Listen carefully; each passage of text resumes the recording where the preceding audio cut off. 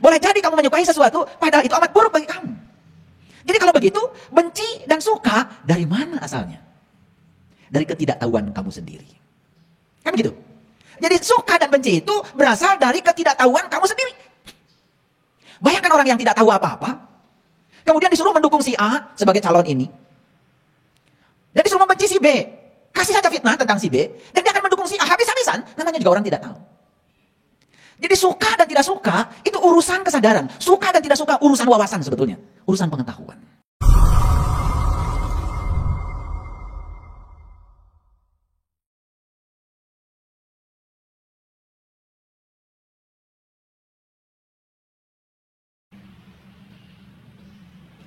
Apa di semesta ini yang hadir bukan karena cinta? Tidak ada matahari, tidak ada bumi, tidak ada bulan, tidak ada galaksi, tidak ada planet, kalau tidak ada cinta.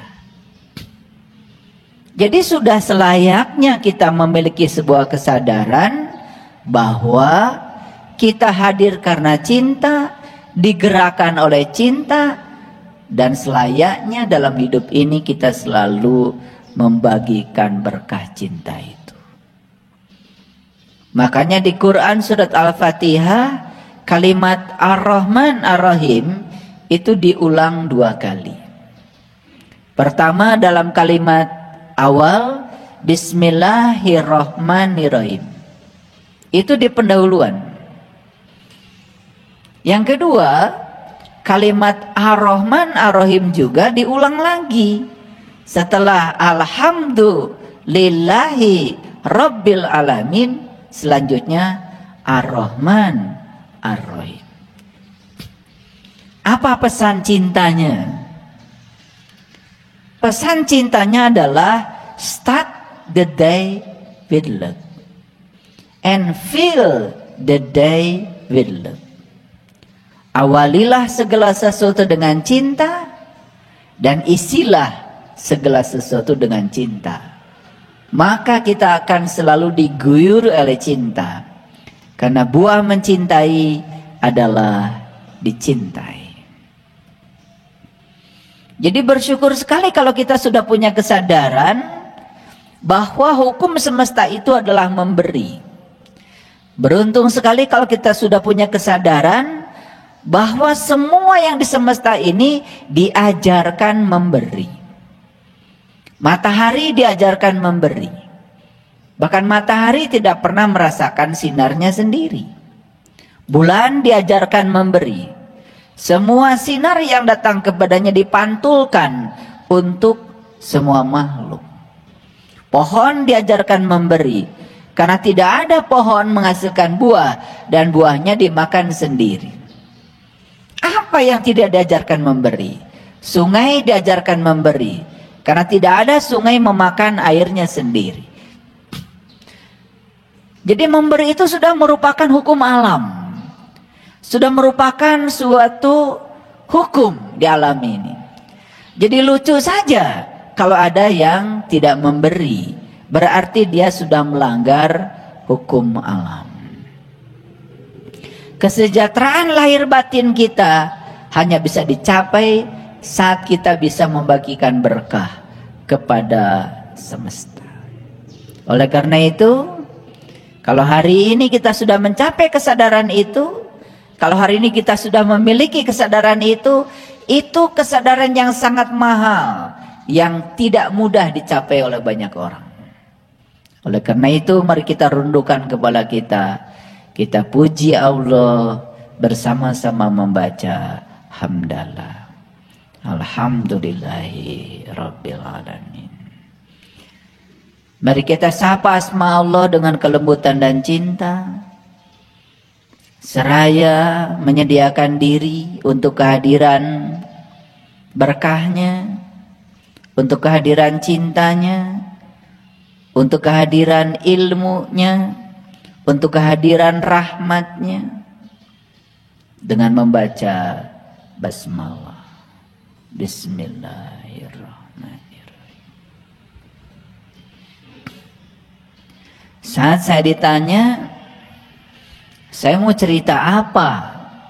Selasa pagi ini meluncurlah intuisi saya seperti yang saya tampilkan di layar. Saat tidak menyukai sesuatu, ubahlah pikiranmu. Saat tidak menyukai sesuatu, ubahlah pikiranmu. Jadi judul ini memberikan isyarat bahwa ketidaksukaan itu sebetulnya bukan di luar. Ketidaksukaan itu sumbernya di dalam diri kita sendiri. Jadi kalau begitu, bisakah kita mengubah sesuatu yang kita tidak sukai menjadi disukai? Mudah sekali. Dan cara merubahnya tidak usah keluar. Cara merubahnya adalah ke dalam. Karena kita sadar sesungguhnya ketidaksukaan itu berasal dari pikiran kita sendiri. Dan kita punya kuasa untuk mengendalikan pikiran kita. Kita punya kuasa untuk mengubah sudut pandang pikiran kita. Kita punya kuasa untuk mengubah mindset pikiran kita.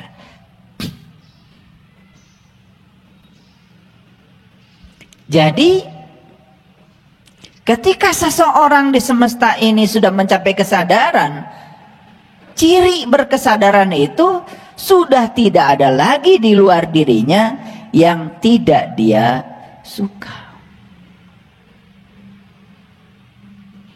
Itu sebabnya saya ingin menyampaikan satu ayat dalam Al-Quran yang sangat saya kagumi, yaitu Quran surat Al-Baqarah surat kedua ayat 216. Diawali dengan pernyataan yang sangat luar biasa, kutiba alaikumul qital. Diwajibkan kepada kamu sekalian qital. Qital itu berperang. Apa yang kita lakukan selama ini ketika mendengar kata perang? Kata perang ini sering diterjemahkan keliru. Masa iya Allah yang Maha Pengasih, Allah yang Maha Penyayang menyuruh hamba-hambanya untuk berperang? Dan banyak sekali perang di semesta ini, perang saudara. Betul? Saya tidak usah menyebutnya. Kita bisa melihat contoh-contohnya. Konflik kebanyakan itu dengan saudara. Konflik kebanyakan tidak pernah dengan yang jauh, dengan yang terdekat. Pertanyaan saya, mungkinkah Allah yang Maha Pengasih, yang Maha Penyayang, sumbernya cinta, menyuruh kita untuk berperang? Dan perang yang dimaksud adalah perang seperti yang ada di kepala kita. Melakukan agresi, membunuh, menyerang sesuatu yang disebut berbeda oleh kita. Mungkin nggak? Kalau itu tidak mungkin, maka kita perlu waspada. Kalimat perang di sini itu perang apa sesungguhnya? Itulah pentingnya kita mengkaji sesuatu itu secara integrated, secara integral. Jangan mengkaji sesuatu secara parsial. Bahayanya ayat ini karena diwajibkan berperang, dan perang yang dimaksud adalah yang ada di otak kita, yang diajarkan oleh lingkungan kita. Perang yang dilakukan adalah melawan sesuatu di luar diri kita yang dianggap berbeda oleh kita, yang tidak kita suka.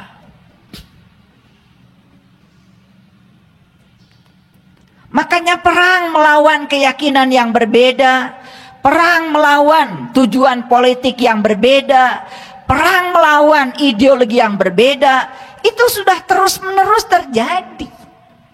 Dan itu dianggap legal. Dan siapapun yang bisa membunuh orang lain atas nama ideologinya sendiri dan dia bisa melumpuhkannya, itu dianggap sebagai pahlawan. Dan hari ini saya akan berbicara sedikit agak dalam tentang ini. Siapkan kapasitas kita untuk menerima pengertian yang universal. Kutiba alaikumul qital, diwajibkan kepada kamu untuk berperang. Wa huwa kurhul lakum, dan jelas perang itu kamu tidak suka. Diwajibkan untuk berperang padahal kita tidak suka berperang. Masa iya Allah mewajibkan sesuatu yang kita sendiri tidak suka? Betul? Bahkan banyak sekali orang atas nama keyakinannya menghancurkan rumah orang lain yang berbeda keyakinan. Dan dia mengacung-acungkan tangan ke atas, seakan-akan dia pahlawan, seakan-akan dia membunuh orang lain, membakar rumah orang lain yang berbeda keyakinan dengan dia. Dia pahlawan. Siapa yang mengangkat dia pahlawan? Egonya, kebodohannya, ketololnya sendiri sebetulnya, yang tidak sadar dengan asal usul dirinya.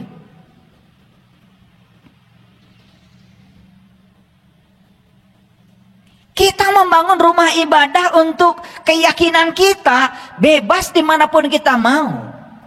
Ketika ada orang lain yang berbeda keyakinan dengan kita, mau membangun rumah ibadah yang sama, dihalang-halangi, bahkan tidak boleh. Apa perang semacam itu? Ini salah kaprah. Lalu kita telah melanggar hak asasi manusia dan menutup kebebasan orang lain untuk menumpahkan kebebasan dirinya. Makanya itulah bahayanya ketika agama dilembagakan. Makanya para nabi, para rasul, para sunan, para wali, sebetulnya jujur mereka tuh tidak pernah mendirikan agama apapun. Karena agama itu adalah perpaduan antara ajaran para leluhur yang sudah disatukan dengan tradisi. Disitulah proses pelembagaan. Jangan-jangan para nabi, para rasul itu cuma mengajarkan cinta aja kepada kita, yang kemudian oleh pengikutnya dilembagakan. Dan ketika sudah dilembagakan, muncullah lembaga-lembaga dengan nama yang berbeda, dan dianggap itu sebagai sebuah perbedaan. Pada esensi ajaran agama yang diajarkan para leluhur yang sudah berkesadaran, saya yakin semuanya sama. Makanya seorang pemenang hadiah Nobel tentang perdamaian, orang yang sudah mencapai kesadaran tinggi, ketika ditanya, agama apa Anda? Apa agama Anda? Dan beliau mengatakan, agama saya adalah cinta. Dan semua orang kaget, karena selama ini tidak pernah terdengar ada nama agama, namanya agama cinta. Dan orang-orang yang belum berkesadaran mungkin menganggap aneh ketika ada orang mengatakan itu, karena tidak pernah terdengar nama agama cinta. Bahkan saat ditanya, menurut Anda agama apa yang terbaik menurut Anda? Jawabannya apa? Agama yang terbaik adalah agama yang mengantarkan pemeluknya menjadi lebih baik. Ini jawaban dari orang yang sudah berkesadaran, tidak menyinggung siapapun dan tidak merendahkan siapapun. Itu ciri orang yang sudah mencapai kesadaran cinta. Dia sudah mencapai cinta, dia sudah mencapai sumbernya cinta. Beda dengan orang-orang yang dangkal. Pasti dia akan menjawab yang berbeda. Saya masih ingat ya, ketika Kiai Haji Ahmad Dahlan ditanya oleh muridnya, "Yai, apa agama menurut Yai?" Ini orang yang berkesadaran tinggi. Kemudian beliau mengambil biola dan memainkan biola itu sampai semuanya terpukau oleh permainan biolanya Kiai Haji Ahmad Dahlan. Selesai itu kemudian ditaruh biolanya dan beliau mengatakan, itulah agama.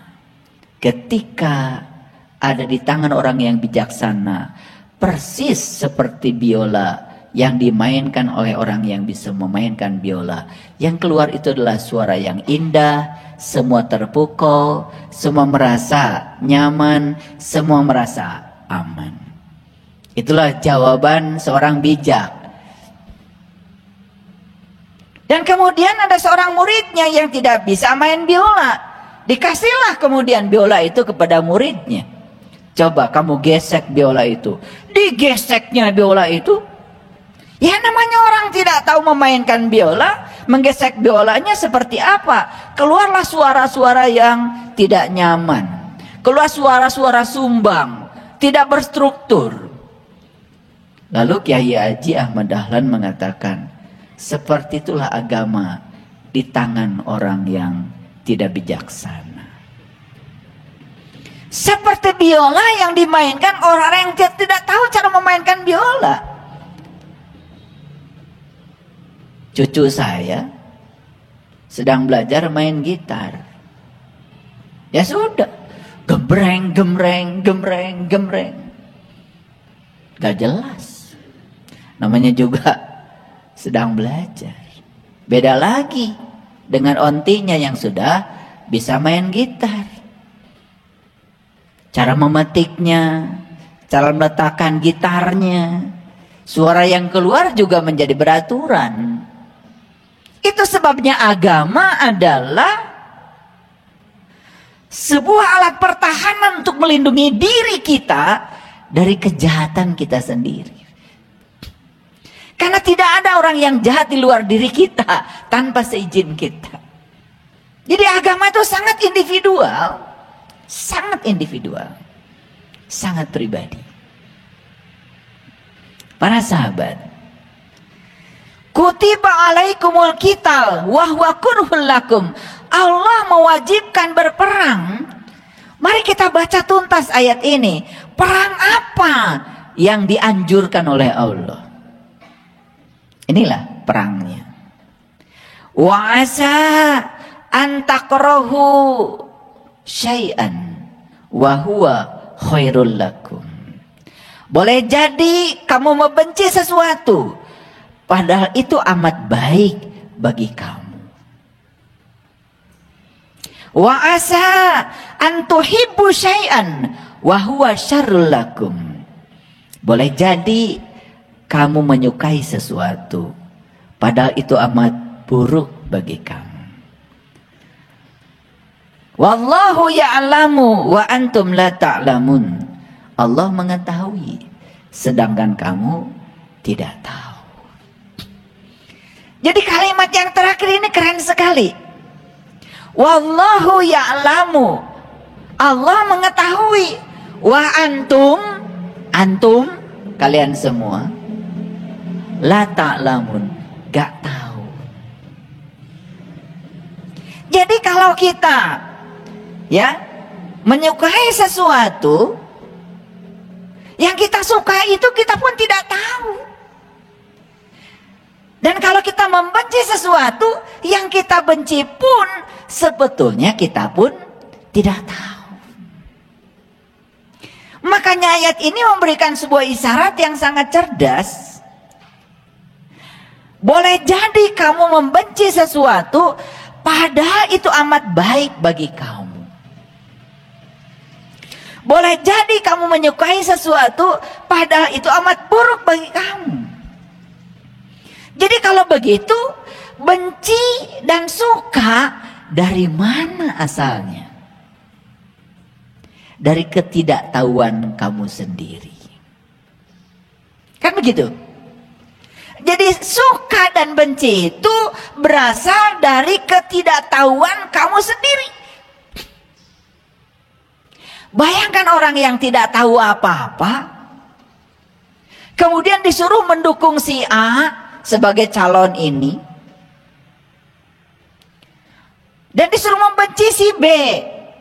Kasih saja fitnah tentang si B, dan dia akan mendukung si A habis-habisan. Namanya juga orang tidak tahu.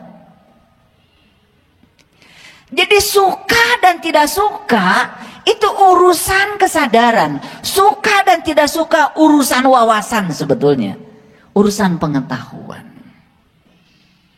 Biasanya di tahun-tahun politik, banyak sekali orang yang akan memainkan pikiran orang bodoh untuk mendukung si A dan tidak mendukung si B. Kasihlah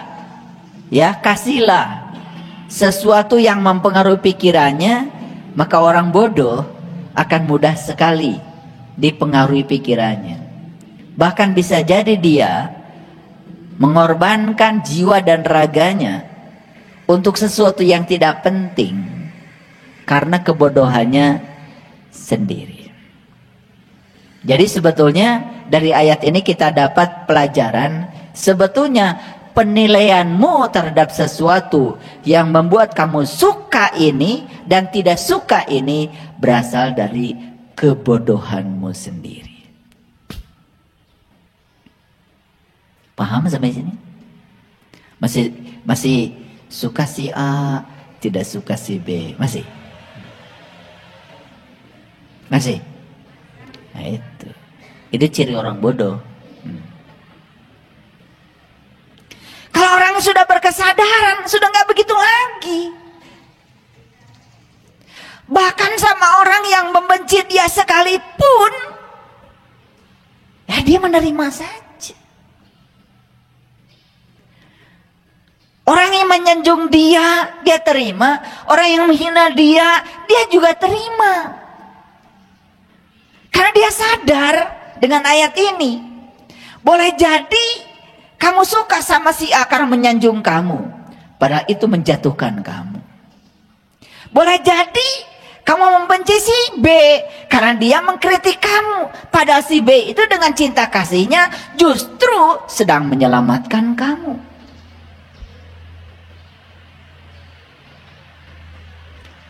Paham? Saya ngomong kecepatannya 5 km per jam. Pelan-pelan. Pelan-pelan. Karena ayat ini berat. Berat ya. Apalagi kalau kita sudah banyak konflik dengan pikiran kita sendiri. Makanya saya berulang kali mengatakan, untuk mencapai kesucian syaratnya cuma 2. Bebaskan keserahkanmu kepada yang kamu ingin, dan bebaskan kebencianmu pada yang tidak kamu ingin. Karena yang kamu ingin dengan yang tidak kamu ingin datang pada diri kamu, itu baik-baik saja sebetulnya untuk kebaikan kamu. Bahkan temporer saya membuat judul kajian, satu-satunya sumber penderitaan, satu-satunya sumber kesadaran manusia adalah penderitaannya sendiri. Silakan dilihat kembali ya. Di YouTube yang terakhir saya memberikan sebuah kajian ya, bahwa penderitaan adalah satu-satunya sumber kesadaran. Dan penderitaan itu pasti tidak disukai. Dan penderitaan itu pasti ditolak kehadirannya, bukan? Padahal siapa jadi itu baik bagi kamu untuk meningkatkan kesadaranmu. Jarang di kelas spiritual orang-orang yang sedang berjaya. Justru di kelas spiritual itu 99,99% orang-orang yang sedang mengalami banyak hal dalam hidupnya yang dia tidak suka. Ya seperti kalian. Dan itu yang mengantarkan kalian di kelas kesadaran. Itu yang mengantarkan kalian untuk menemukan kesadaran baru dalam kehidupan. Menemukan sesuatu yang baru dalam kehidupan. Bukankah itu luar biasa? Boleh jadi itu kamu benci, tapi itu amat baik bagi kamu. Boleh jadi segala hal yang kamu sukai itu datang bertubi-tubi pada kamu, padahal itu tidak baik bagi kamu. Boleh jadi. Wa asa antakrahu syai'an wa huwa khairul lakum. Wa asa antuhibbu syai'an wa huwa syarrul lakum. Ngerti ayat ini? Jadi suka dan tidak suka, dua-duanya berasal dari kebodohan kita sendiri. Jadi kalau hari ini kita masih suka ini, tidak suka itu, bodoh.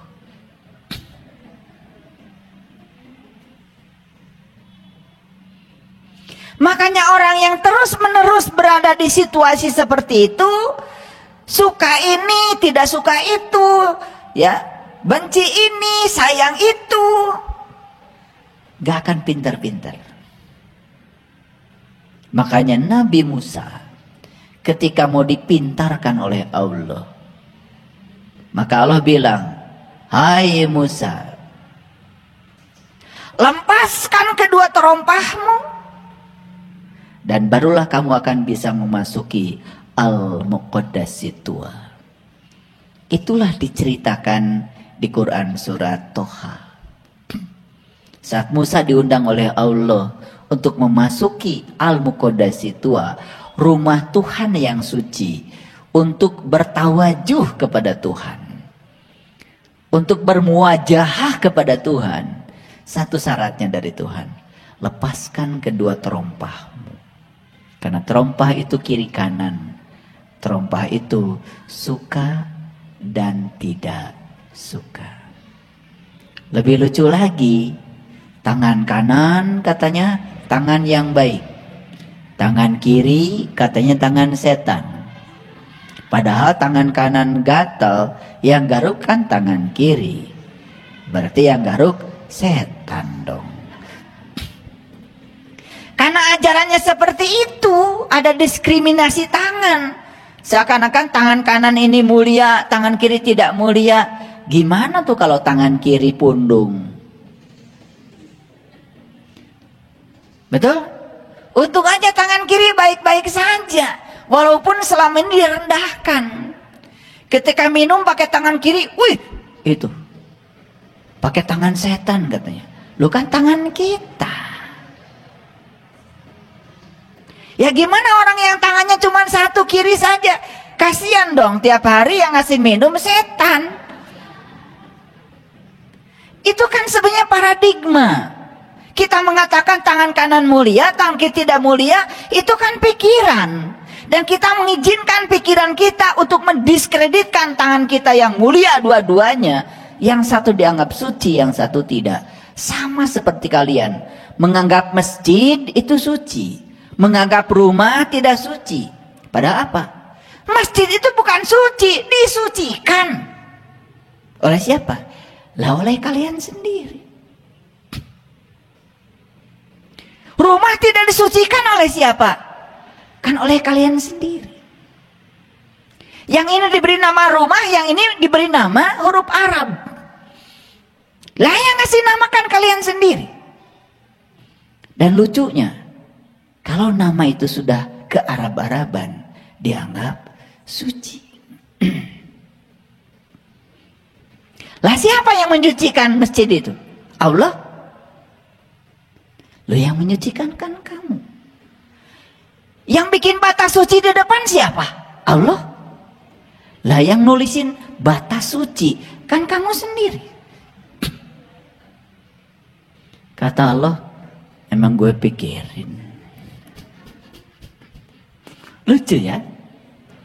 Tetapi kelucuan itu kan sudah jadi paradigma. Betul nggak? Di masjid tidak boleh berkata kotor. Di rumah boleh.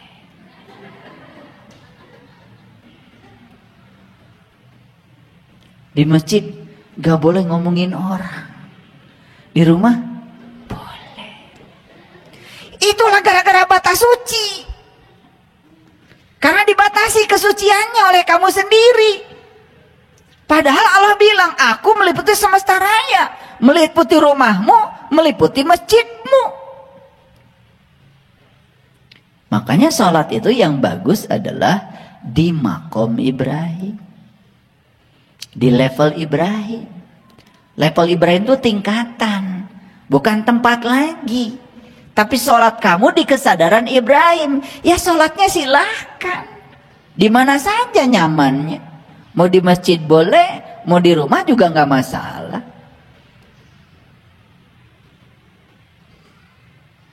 Emang Allah nggak ada di rumah? Itu kan paradigma lagi, paham ya? Itu ya bagus kalau kalian ngumpul di masjid sholat berjamaah, kan ketemu tetangga, ketemu Pak RT, ketemu Pak RW, kan silaturahim juga jadi bagus, paham ya? Itu pentingnya, karena kita tidak bisa hidup sendiri. Saya tanya dulu, dari tadi saya ngeceblek,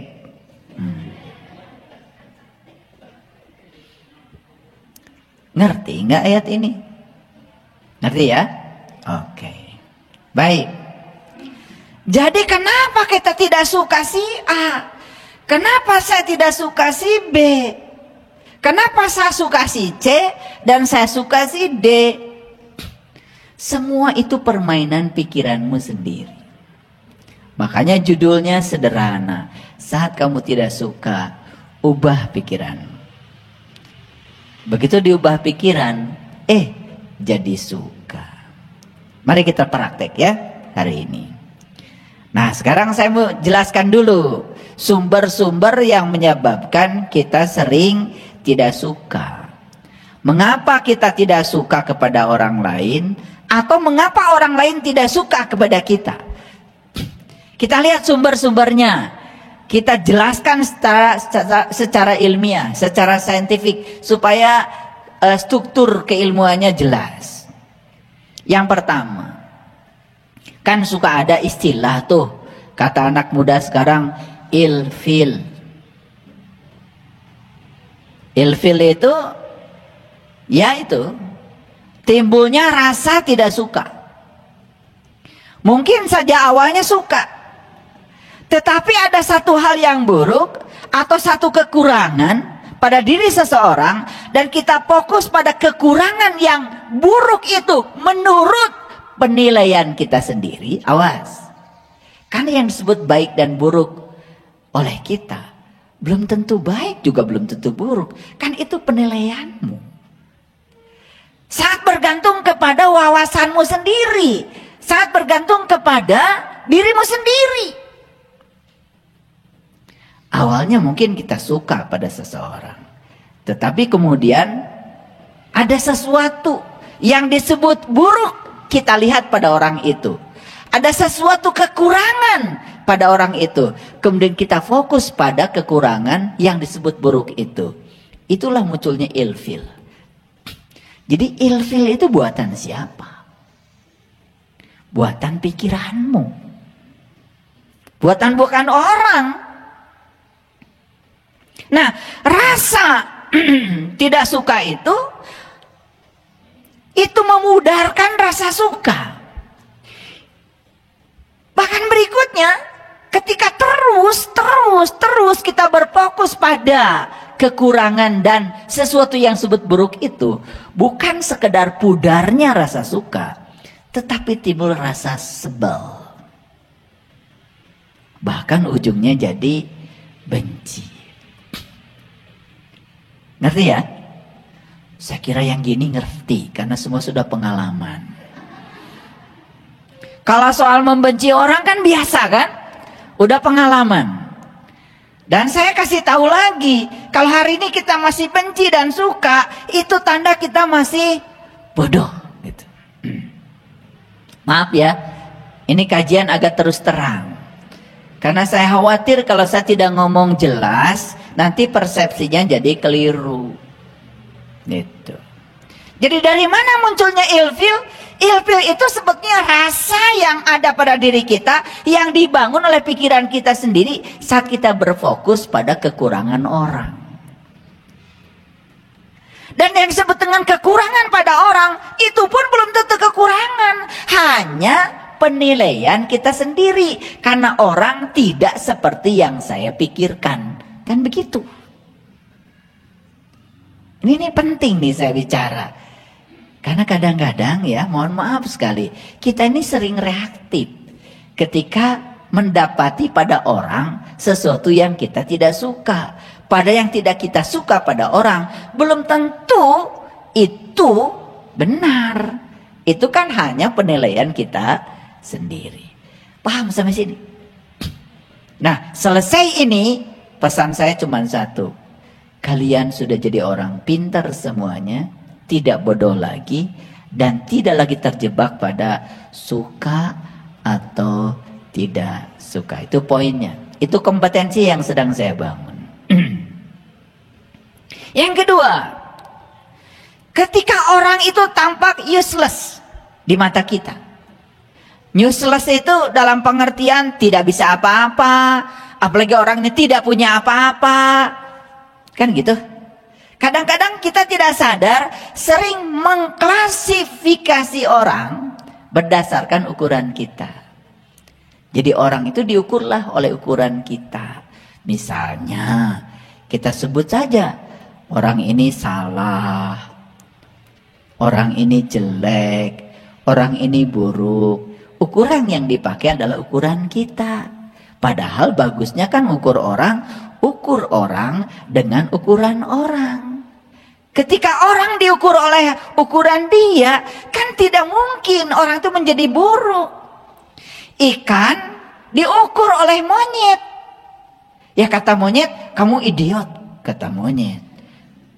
Karena ikan gak bisa memanjat. Ya kata ikan juga, lu juga lebih idiot dari gue. Apa alasanmu? Karena kamu gak bisa berenang. Padahal ikan jeniusnya berenang, monyet jeniusnya memanjat.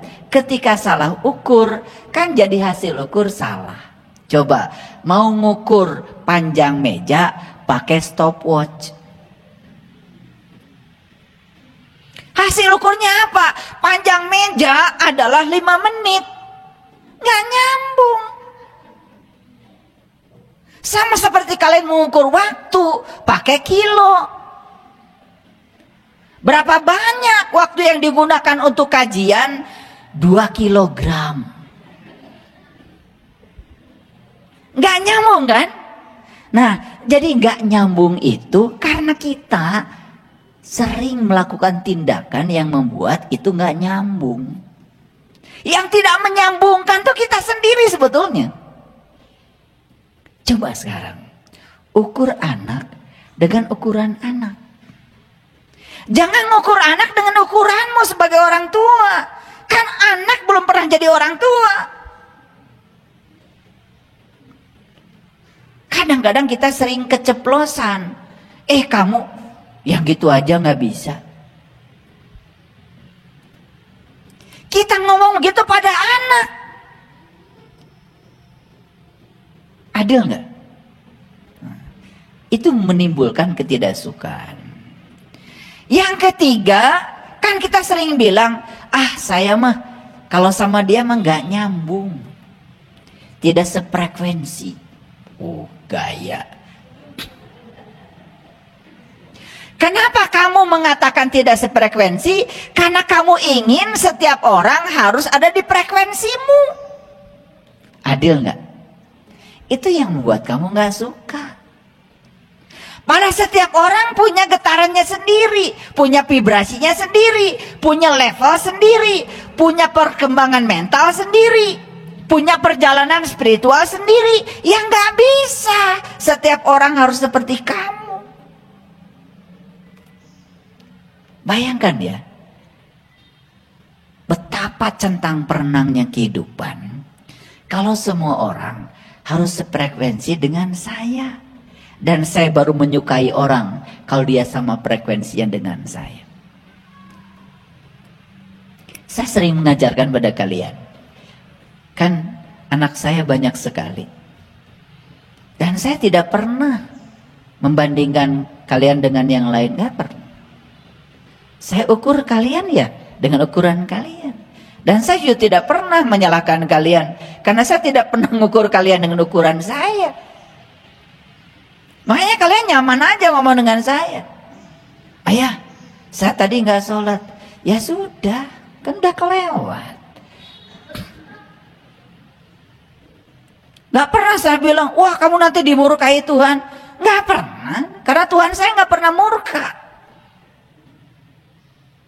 Ya sudah, ketika bilang tadi saya nggak sholat, itu udah bagus, udah jujur kan? Ya sudah, saya seneng aja. Dari sisi itu kamu sudah unggul, karena kamu ngaku kalau kamu nggak sholat. Ayah tadi saya bohong, itu udah bagus. Dan saya tidak pernah menghukum kamu kan? Ya sudah, lain kali jangan bohong lagi, kan gitu saya ngomong, betul nggak? Kapan kalian ditekan oleh saya harus begini begitu? Kan tidak. Makanya kalian nyaman aja ketemu saya. Betul nggak? Iya. Ayah tadi malam saya nggak bangun, kesiangan. Jadinya saya nggak bisa ya melakukan amalan dari ayah. Ya sudah. Terus mau apa lagi? Udah kelewat. Betul nggak? Iya. Kapan saya mengatakan, wah kamu berdosa, masuk neraka, gitu? Enggak. Saya nggak pernah nakut-nakutin kalian, betul nggak? Karena saya ukur kalian dengan ukuran kalian. Saya tidurnya cukup sebentar, kan kalian nggak bisa seperti saya. Kalian tidurnya lama. Ya tahu. Kalian tuh ngantuknya bukan kurang tidur, kebanyakan tidur. Iya, makan sembarangan, olahraga enggak, makan tidak sehat. Ya saya tahu ukuran kamu begitu. Ya bagaimana saya ngukur kamu dengan saya? Saya pagi makan buah, saya nggak makan nasi. Kamu makan nasi goreng, ya beda. Saya sudah di sini mikirnya kalian masih di sini. Ya nggak bisa saya narik kalian. Ya sudah. Nasi goreng ya gitu mikirnya. Betul nggak? Iya, mending nasi goreng aja. Tambah cilok. Iya, tambah basreng. Iya, nggak bisa. Jadi yang pertama ya, timbulnya ilfil. Itu awal-awal kita tidak suka. Yang kedua, kita sering mengatakan orang lain useless. Seakan-akan orang lain itu beda tahta gitu dengan kita. Hati-hati itu.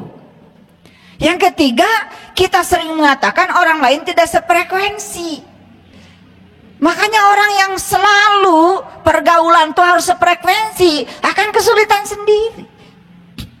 Dan yang keempat, ketika kita merasa orang lain tidak setara dengan kita. Kan kita sering terjebak merendahkan orang lain karena kita menganggap orang lain tidak setara dengan kita. Itu yang berbahaya. Yang kelima, mungkin saja kita pernah tersakiti oleh orang lain. Dan kemudian rasa sakit itu dari masa lalu kau simpan dalam-dalam di alam bawah sadarmu. Sehingga ketika disebut nama itu, baru-baru ketemu, sudah sakit. Ini sumber-sumber ketidaksukaan. Dan jujur, kalau saya mengatakan ini semua, kalian akan mengatakan yes. Gak bisa membantah. Dan yang terakhir adalah adanya perasaan iri, dengki. Dari mana iri dan dengki itu?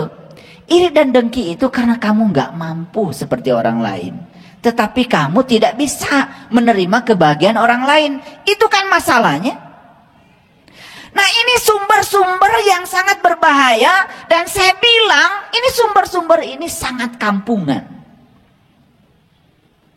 Makanya jangan tinggal di kampung. Makanya di Quran surat An-Nisa ya ayat 66, bunuhlah dirimu, keluarlah kamu dari kampungmu.